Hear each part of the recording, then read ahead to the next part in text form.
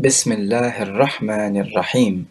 Hadith 1028 وعن عمرو بن شعيب عن أبيه عن جده رضي الله عنهم رفعه قال: من تطبب ولم يكن بالطب معروفا فأصاب نفسا فما دونها فهو ضامن.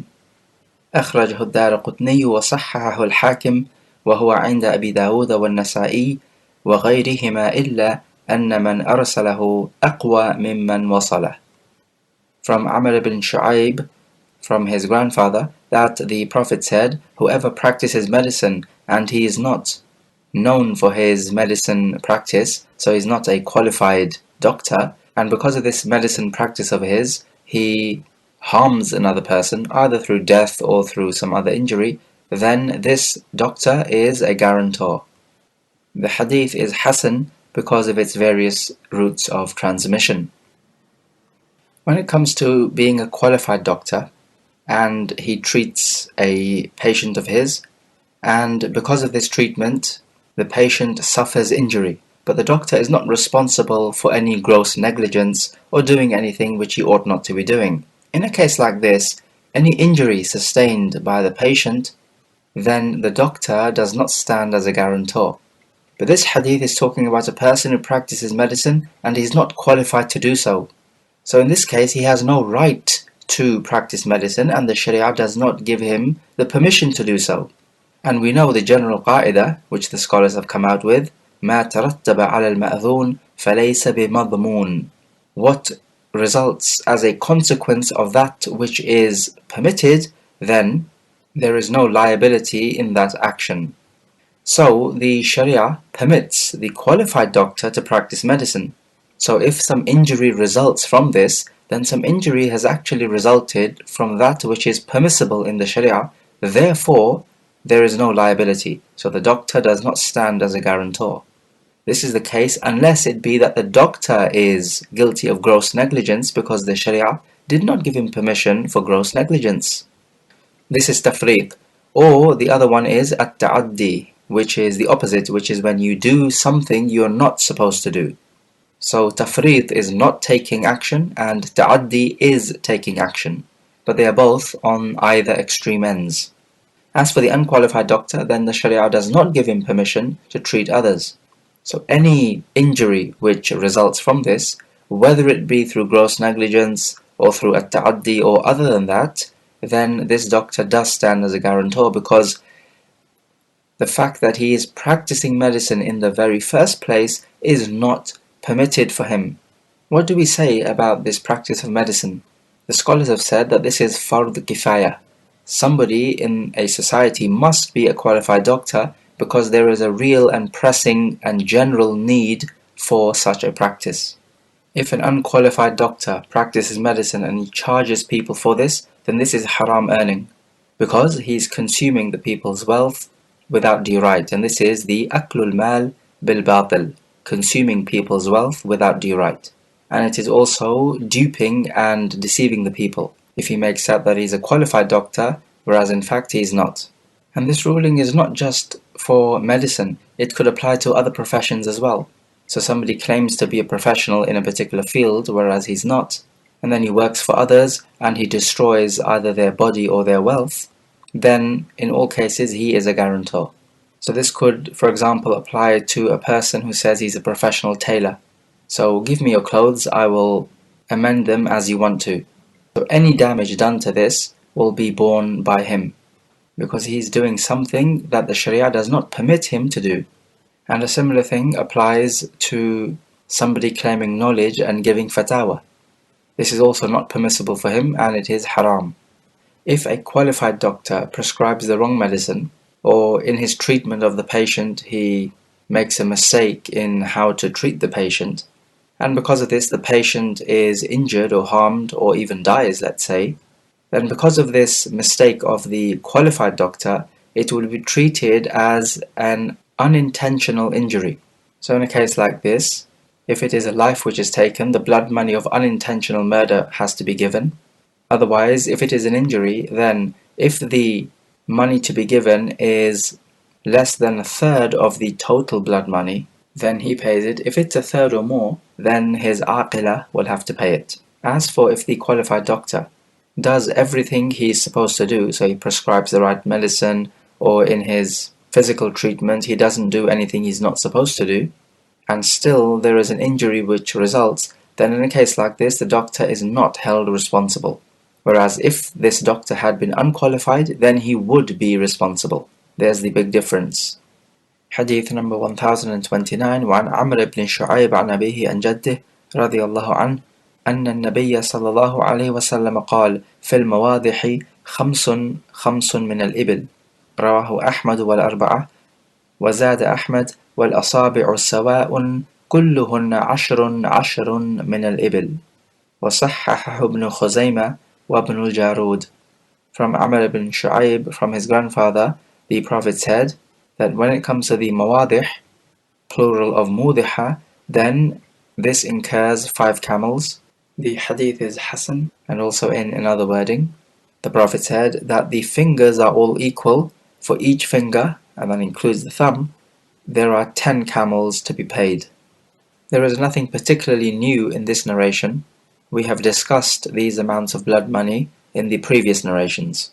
We know, however, that if you cannot pay with the camels, then you can pay its equivalent value with other animals like cows or sheep or dinar or dirham, as was done during the time of the Prophet ﷺ, and one narration for this is coming up. But let's say, for example, that 100 camels are equal to, let's say, 200 cows. Now we know with the 100 camels that they have to be of a specific type. So for example, for intentional murder, you would have 30 hiqqa, 30 jadha'a, and then the rest of the 40 will be the khalifa, the pregnant ones. And then for accidental or khata murder, it would be divided up into 5 categories: 20 hiqqa, 20 jadha'a, 20 bint laboon, 20 bint makhad, and 20 banu laboon. And for the shibhul amd, then there's a difference of opinion, but we could, according to one opinion, divide it up into 4 categories: 25 hiqqa, 25 jadha'a, 25 bint laboon, and 25 bint makhad. This is the narration of Ibn Mas'ud. But does a similar situation apply to the cows? So the cows have to be of a specific type? Well, we say no, it doesn't. The cows could be of any type, so it does not matter what age they are, as it matters with the camels. It's just that you take the equivalent value of the number of cows. So you ask yourself, how many cows would be equal to 100 camels? And then you take the equivalent, and it's as simple as that. And this also indicates that the asl with regards to blood money is the camel, not the cows. In opposition to the Hanbali madhab, they say that the asl for the blood money is not only the camels but also cows and sheep and dinar and dirham. But we say that these other categories are simply the equivalent in value of the 100 camels, but the asl is the 100 camels. Also, when giving these animals, we have to make sure that they are free of defect. And what this means is that the defect must not be such that in the customs of the people, the defect is seen to be a real defect. And what this means is that an animal can have a defect. Let's say it has a limp. Now this limp does not reach to such an extent in which it is clearly visible. So a blatant limp. If this was the case, then this would not be acceptable even in the Sharia. However, if the limp is not to such a large extent, such that it is not bayyin or clearly visible, then this limp would be acceptable in the Sharia. So for example, you could sacrifice this animal for the Eid al-Adha even though it has a limp, or this animal cannot walk properly, because this defect is not clear enough or it is not blatant enough. So in the Sharia it would be acceptable. However, it would not be acceptable amongst the people, meaning in the urf, because even with a little bit of limp they do not want such an animal. So there's a difference between what the Sharia would accept and what the customs of the people would accept. The Sharia is a lot more forgiving, the customs of the people is not very forgiving, because generally other people, they want things perfect, because they want to ensure that their rights are fully respected and fully given. For each finger, the blood money is 10 camels. When it comes to the excess finger, because some people might have 6 fingers on one hand, if this excess finger is cut off, then there is no blood money for this, because this finger is not the asl. It is not an original finger, it is a defect. So if somebody was to cut this finger off, then it's like him doing you a favor, in fact. A painful favor, but a favor nevertheless, because he's removed a defect from you. Hadith 1030. وعن عمرو بن شعيب عن أبيه عن جده رضي الله عنه قال قال رسول الله صلى الله عليه وسلم عقل أهل الذمة نصف عقل المسلمين رواه أحمد والأربعة ولفظ أبي داود دية المعاهد نصف دية الحر وللنسائي عقل المرأة مثل عقل الرجل حتى يبلغ الثلث من ديتها وصححه ابن خزيمة. From Amr ibn Shu'aib from his grandfather, the Prophet said that the blood money of the people of Dhimma, who are the non-Muslims living in the Islamic State, paying the jizya, then this blood money is half of the blood money of the Muslims.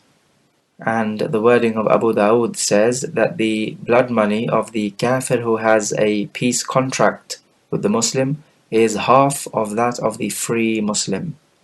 And in An-Nasa'i, it says that the blood money of the woman is the same as the blood money of the man until it reaches a third of her full blood money.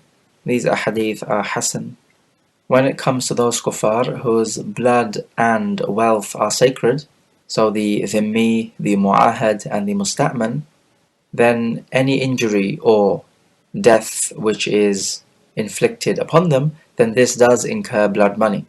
Only we learn here that the blood money of the kuffar is half of that of the Muslim.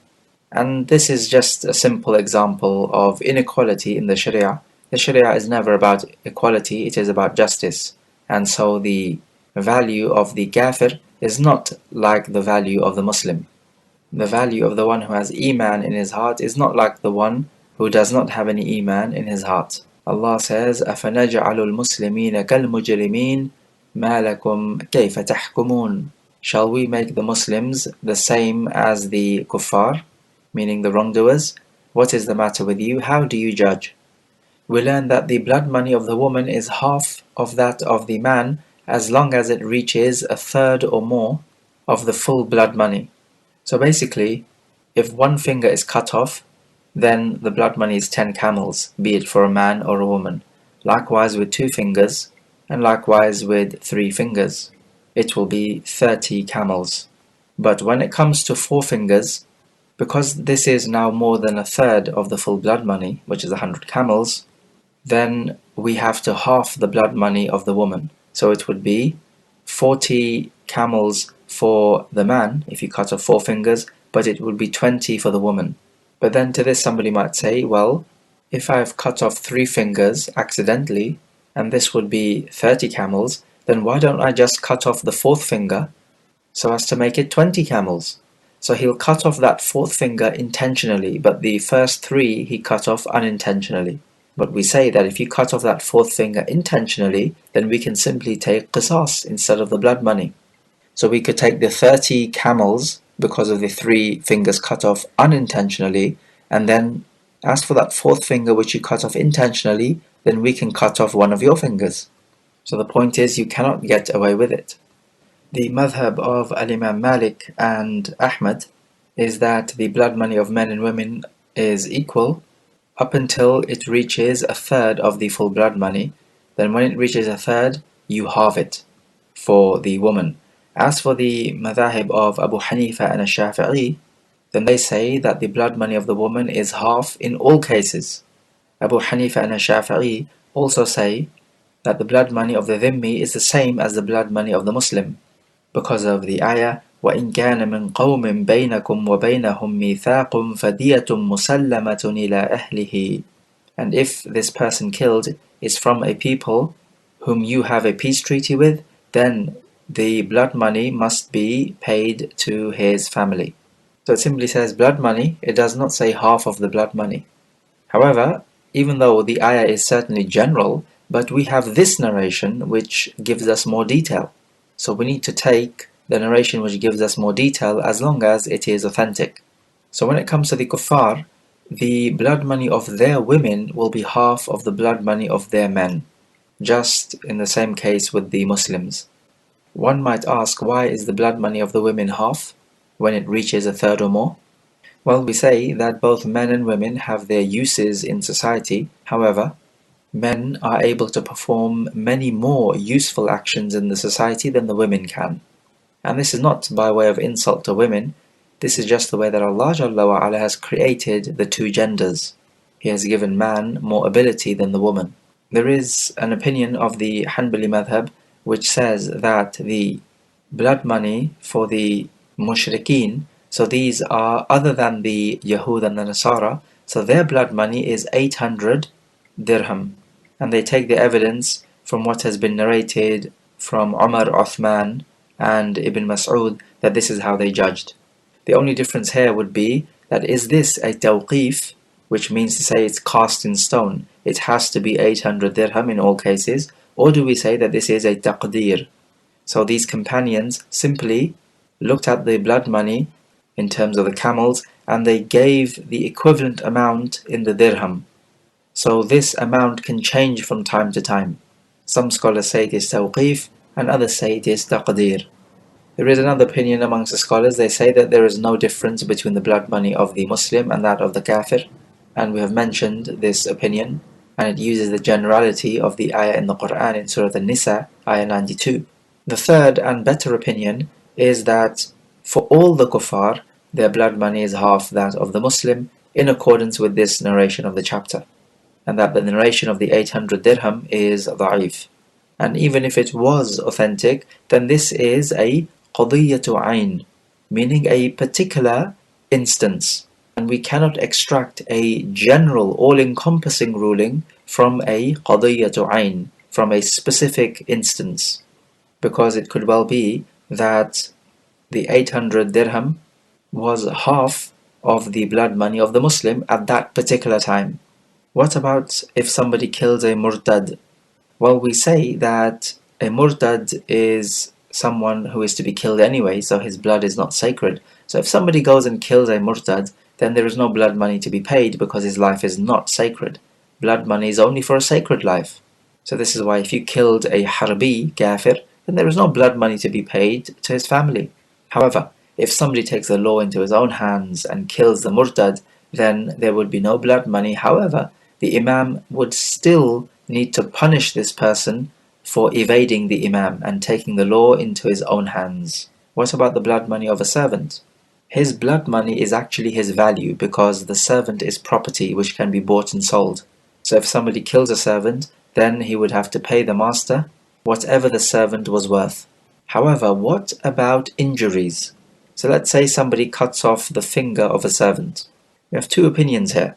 One opinion says that we would evaluate the servant when his fingers are intact, and then we evaluate him when he has lost one of his fingers. What is the difference in value? That would be the amount which needs to be paid to the master. So let's say the servant is worth 10,000 dirham with all of his fingers, but with that particular finger removed, he is worth 8,000 dirham. This is a difference of 2,000 dirham, which is what the perpetrator would need to pay the master. There is another opinion from the Hanbali madhab. They say that we need to look at the fraction. So we know that we have 10 fingers, including the thumbs, and so each finger is worth a tenth of the blood money, as is well known. But the full blood money of this servant is 10,000 dirham. Therefore, removing one finger means that you have to pay a tenth of the total value. So a tenth of 10,000 is 1,000. So the blood money here would be 1,000 dirham. So we can see the difference. In the first opinion, it was 2,000 dirham, and in the second opinion, it is 1,000 dirham. There's a big difference here. So what do we say is the better opinion? Well, we say the better opinion would be the first one, because a servant is somebody who has a value attached to him. It can be bought and sold. So if that is the case, then we should not make an analogy between this servant and a free person. If the whole life and body of this servant is given a value, then his body parts should also be given this like value. So in this case then, The better opinion would be that the blood money would be 2,000 dirham in our particular example. Okay, what about a female servant who is pregnant and somebody injures her and her child dies? We spoke about this issue previously as to what the blood money is. The scholars say that the blood money is a tenth of the full blood money of the mother, and we have the evidence from the two women of Hudayl fighting each other, and one of them killed the other by throwing a stone. So in a case like this, with a servant woman who is pregnant, do we say the same thing, that if her unborn child dies, then the blood money of this unborn child is a tenth of her full value? Well, this is an opinion. They say that it would be a tenth of her full value, but the better opinion would be that we just simply give it a value. We say, what is the value of this woman when she's pregnant, and what is the value of her when she is not pregnant? The difference in between these values would be the amount the perpetrator would need to pay, just as in our finger example previously. Hadith 1031. وعن عمرو بن شعيب عن أبيه عن جده رضي الله عنه قال رسول الله صلى الله عليه وسلم عقل شبه العمد مغلظ مثل عقل العمد ولا يقتل صاحبه وذلك أن ينزو الشيطان فتكون دماء بين الناس في غير ضغينة ولا حمل سلاح أخرجه الدارقطني وضعفه. From Amr ibn Shu'ayb, from his grandfather, the Prophet said that the blood money of the Shibhul Amd is to be made severe, similar to the blood money of the intentional murder, only the difference is that the perpetrator cannot be killed in retaliation. And this is because the shaitan can incite anger amongst the people, so that there would be bloodshed between them without any particular hatred, nor without people carrying weapons. The hadith is Hasan. We know that the murder of the Shibhul Amd, the quasi-intentional murder, is when a murder takes place, but with a weapon which does not normally cause a murder. But the intention is certainly there to harm the victim. So this resembles intentional murder in that there was an intention to harm the victim, but it also resembles an accidental murder, a khata, in that the perpetrator did not mean to kill the victim. But this narration tells us that the Shibhul Amd blood money is to be made more severe than the blood money of the khata. So how do we make it severe? Well, we have various opinions. One opinion says you divide it up into 4 categories: 25 bint makhab, 25 bint laboon, 25 hiqqa, and 25 jadha'a. This is the madhab of Imam Ahmad and also Abu Hanifa. And this is the narration which has been narrated by Ibn Mas'ud, that this is the judgment of Ibn Mas'ud. The other opinion is that it would be the same as the intentional murder. This would be 30 hiqqa, 30 jadha'a, and 40 khalifa. And this is the madhab of Malik and Shafi'i. And it is one of the opinions of Imam Ahmad. This Shibhul Amd murder, as the Prophet says in this hadith, could come about through other than two people being angry or hating each other. And it can also come about through other than a war situation, or where two people have weapons to kill each other. Rather, this type of murder could come about because shaitan incites this type of murder. Maybe, let's say, a joke gets out of hand and somebody takes it seriously. So this leads to perhaps an argument, which leads to physical contact, which leads to fight, and which could lead to a Shibhul Amd murder. So people need to be careful about what they say to each other, and always think first. Allah Jalla wa Ala says, وَقُلْ لِعِبَادِي يَقُولُ الَّتِي هِيَ أَحْسَنُ إِنَّ الشَّيْطَانَ يَنزَغُ بَيْنَهُمْ إِنَّ الشَّيْطَانَ كَانَ لِلْإِنسَانِ عَدُوًّا مُبِينًا. And say to my slaves, meaning the believing slaves, that they should only say those words that are the best. Why is this? Because the shaitan sows enmity amongst them. Verily, shaitan is an open enemy to man. Hadith 1032. وعن ابن عباس رضي الله عنهما قال قتل رجل رجلا على عهد رسول الله صلى الله عليه وسلم فجعل النبي صلى الله عليه وسلم ديته 12,000. رواه الأربعة ورجح النسائي وأبو حاتم إرساله. From Ibn Abbas, he says that a man killed another man during the time of the Prophet, and the Prophet made the blood money as 12,000. The hadith is mursal. The madhab of Imam Ahmad is that the blood money has 5 categories, and these are the camels, cows and sheep, gold and silver. So when you pay from any one of these, then it has to be accepted by the family of the victim or the victim. But the better opinion is that only the camels are the asl, and anything other than camels are simply the equivalent value of these camels. In this narration, the Prophet said that the blood money is 12,000 dirham. So does this mean that the 12,000 dirham is an asl, so that in any time and place it will be 12,000 dirham? Or do we say that these 12,000 dirham was at that time equivalent to 100 camels? But nowadays it might not be 12,000 dirham. It could be something else, maybe 10,000 or 20,000. But with the camels it is more clear-cut. In whatever time you're living or whatever place, the blood money for murder would be 100 camels. Likewise for the particular injuries, for example the fingers or the tooth, it would be 10 for the finger, 5 for the teeth, and this does not make a difference when or where you are living. And this is because the camel is the asl when it comes to the blood money, and the asl does not change. Only the equivalent value can change from time to time, place to place. Hadith 1033. وعن أبي رثمة رضي الله عنه قال: أتيت النبي صلى الله عليه وسلم ومعي ابني فقال: من هذا؟ فقلت: ابني أشهد به. فقال: أما إنه لا يجني عليك ولا تجني عليه. رواه النسائي وأبو داود وصححه ابن خزيمة وابن الجارود. From Abu Rathma, he says, I came to the Prophet with my son, and the Prophet asked me, who is this? I said, this is my son, and I bear witness to this fact. And the Prophet said, behold, he will not be responsible for any injuries which you commit, and you will not be responsible for any injuries which he commits. The hadith is sahih. The first question which we ask is, why did the Prophet ask Abu Rathma, who is this boy? Because it doesn't seem to be a usual question to ask. And we can see from the reply which Abu Rathma gives is that he says, this is my son, I bear witness to it. Again, bearing witness to something like this seems unusual unless there was some sort of dispute. So the answer is, we don't know why the Prophet asked this, but there must have been a pressing need to do so. So the Prophet asked this question, which is unusual, and then we received this unusual answer as well. So there must have been some sort of pressing need for the Prophet to ask. But it's just that we don't know what this need is.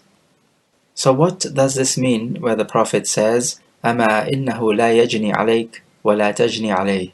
Some scholars have said that this means if the child commits an injury to somebody else, or even accidental death, then the father is not responsible for paying any of the blood money, and neither vice versa. So if the father is the perpetrator and he has to pay blood money, then the son does not need to pay anything on behalf of the father. So they say that this is an exception from when the aqila have to pay the blood money. However, this opinion appears to be weak, because the son and the father are definitely from the aqila. In fact, they are first and foremost from the aqila, so they are more worthy to pay the blood money, or at least be partners in paying the blood money. Rather, the better way to interpret the words of the Prophet would be that if the father commits intentional murder, then the son cannot be retaliated against. And if the son was to commit intentional murder, then the father cannot be retaliated against. So we are not talking about blood money, we are talking about qisas. So let's say if the son commits intentional murder and the family of the victim want to take qisas, but the son dies before they can take qisas. So they say, well, our wish has not been fulfilled and justice has not been done. Therefore, in order to complete this justice, we will take qisas against the father of this perpetrator. So in accordance with this hadith, we say no, the father cannot be taken into account for the injustice committed by his son, and also vice versa. So nobody is taken into account in qisas because of the injustice committed by someone else. Because if this ruling is applicable between father and son, then it is even more so applicable between non-father and son. And this idea of retaliating against the father for the injury or death committed by the son, this was from the practices of the Jahiliyyah, and Islam has abrogated it. As for unintentional or quasi-intentional murder, then the aqila will have to pay the blood money. But we'll speak more about that inshallah later on. Let us now talk about the blood money pertaining to the faculties of benefit which you have. So with this we mean your faculty of sight, vision, hearing, and so on. So these are your body parts which give your body benefit. Generally, when you have one of something and somebody permanently removes it, then the whole blood money is due. The full blood money meaning the 100 camels. So if somebody cuts off your nose, or if somebody cuts off both of your lips, so he's removed this benefit from the lips, or the benefit from the nose. Or if somebody cuts off both of your ears, then he's removed this benefit of the ear flap, which is primarily for beautification purposes. And also it helps you with your hearing. However, what if somebody cuts off all of your hair? Certainly he has no right to do this, but the point is that the hair grows back. So in a case like this, we would not obligate any blood money. Certainly we could punish him for transgressing against you, but blood money is something different. But then if that's the case, what about this situation? If somebody cuts off your nose, but you're able to join your nose back again, then we could have a difference of opinion whether the blood money is due or not. Because the point is you have not lost your nose. What about this situation if somebody cuts off your nose and with an operation you're able to obtain another nose? So again, we could have a difference of opinion. Some scholars would say no, the blood money is still due, and others would say no, it is not due.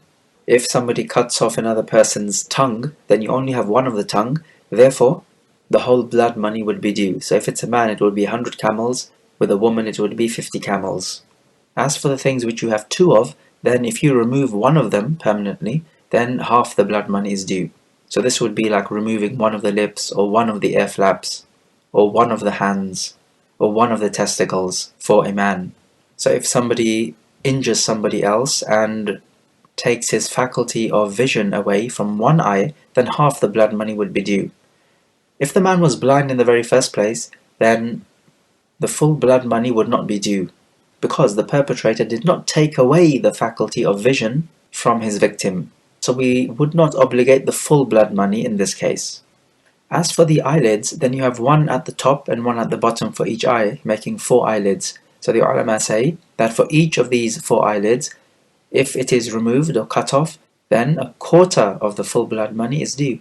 As for the section of the nose which includes the 2 nostrils and the soft bone in between, then the ulama of the Hanbali madhab, they decide that these are 3 things in total, so each one will have a third of the blood money, which for a man would be 33 camels. So removing one nostril will cost 33 camels, for the other one 33, and for that soft bone in between the 2 nostrils would be another 33.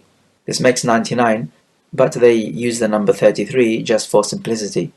So basically then, cutting off all 3 of those elements would cost you the whole blood money. And we know from the narration that for each finger you have to pay 10 camels, but what about if he chops off part of the finger? Well, each finger can be divided up into 3 categories. If you look at your finger, you have 3 sections, and the thumb, we have 2 sections. So let's say he chops off 2 out of the 3 sections of your finger.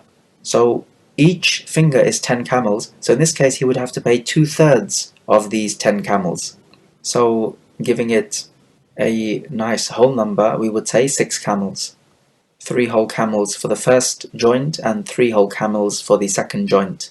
If he cuts off all 3 joints, basically the whole finger, then this would be 10 camels, as is well known. But as for the thumb, then we know the thumb can be divided into 2 sections. If you look at your thumb, then for cutting off each section, it would be half of the 10 camels, which would be 5 camels. For each tooth, we know it is 5 camels. But if it be the case that he breaks off the teeth, but the teeth grows again, so this would be the wisdom teeth growing back again, then in this case there would be no blood money, because he did not remove permanently the tooth. Sure, he could be punished and we could impose a financial penalty on him, but the official blood money need not be given. If in a case he injures the victim, he does not cut off any body part, but let's say because of this injury, he damages the faculty of hearing, so this person becomes deaf. Well, in a case like this, the full blood money for that person is due. The same thing with the vision, and the same thing with the taste, and also the smell. What about the hand? If he attacks the victim in such a way that he does not cut off the hand, but the hand loses its sense of touch, so the sensation of the feeling, when you feel things with your hand. Some scholars say the full diya needs to be given, and other scholars say no, rather it would be al-hukuma, and that the full diya would have to be given if the hand was paralyzed, because there's a difference between the hand becoming paralyzed, in which you cannot even move it, so it is as good as being dead. It is as good as you not having a hand. So there's a difference between that and you having the hand and being able to move it and work with it, but just not being able to feel things with it. So they say that if it's the case that you only cannot feel things with it, then it will be al-hukuma and not the blood money. Whereas paralyzing the hand would incur the full blood money, literally as if you were to chop off the hand. And this appears to be the better opinion, although we could say that if he injures the victim in such a way that the victim is not able to feel anything using any part of his body, then this would incur the full blood money. If he injures the victim in such a way so as to leave the victim unable to speak, then this would incur the full blood money because he's taken away the faculty of speech. If he injures him in a way such that he is able to speak but deficiently, then in a case like this it would not be the full blood money, rather it will be al-hukuma. If the perpetrator takes away all of the memory of the victim, then this would incur the full blood money. What about if he injures his victim such that the victim becomes impotent? Well, certainly he's taken away the faculty of reproduction, so that incurs the full blood money. What about if he injures him in such a way that the victim cannot hold back the urine nor the stool, which he normally could do? Well, then in that case it incurs the full blood money, because this is a complete benefit which you've taken away from him. What about the hair? Well, you have the hair on the head, on the eyebrows, and on the eyelashes, and also for the man, the beard. So if somebody injures his victim in such a way that the hair in these places do not grow again, so he removes the hair and this hair does not replenish, so it does not grow again, then in this case we have the full blood money. So the hair of the head, taking them away permanently would be a full blood money. Likewise the eyebrows, likewise the eyelashes, and likewise the beard. For each of these four, if you take it away permanently, you incur the full blood money for that person. So as for the eyebrows, then you have two of them, so each would be half of the blood money and both of them would be the full blood money. As for the eyelashes, you have one on the top and bottom for each eye, so four of them, so each set would be a quarter of the full blood money. What about the armpit hair and the pubic hair? Well, this type of hair should be removed anyway, so if it is removed permanently through an injury, then there is nothing to be paid. Unless it be that the doctors say that in removing this hair, it caused some sort of injury, then in a case like this we would not give the blood money to the victim, but rather it would be al-hukuma. Some scholars have said that when it comes to the hair of the head, the beard, the eyebrow and the eyelashes, then this is not a particular benefit, it is there for beautification purposes, therefore there is no blood money. But what is apparent is that there should be blood money, because there could be uses for these type of hair. For example, the hair on the head could keep you warm during the winter.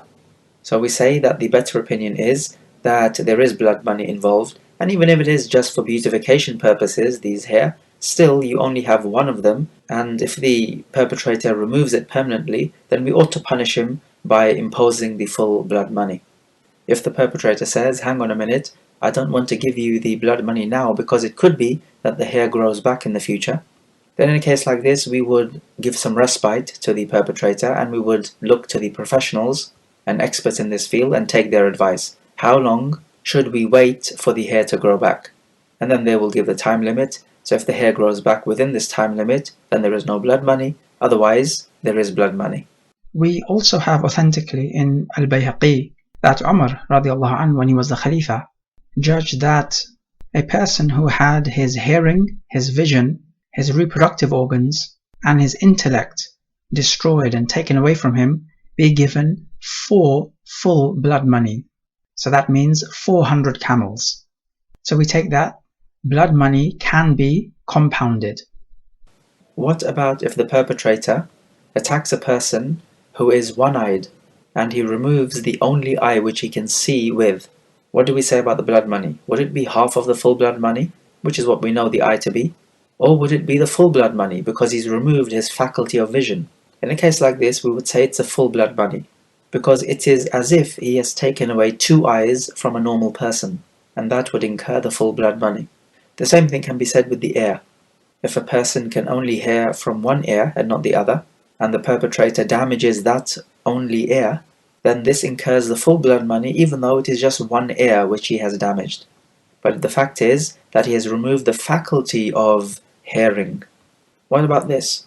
A one-eyed person who can see with the right eye but he cannot see with the left eye, he attacks a person with two normal eyes, and he plucks out the normal person's right eye, leaving him with the left eye only. Can we take qisas on the perpetrator and pluck out his right eye?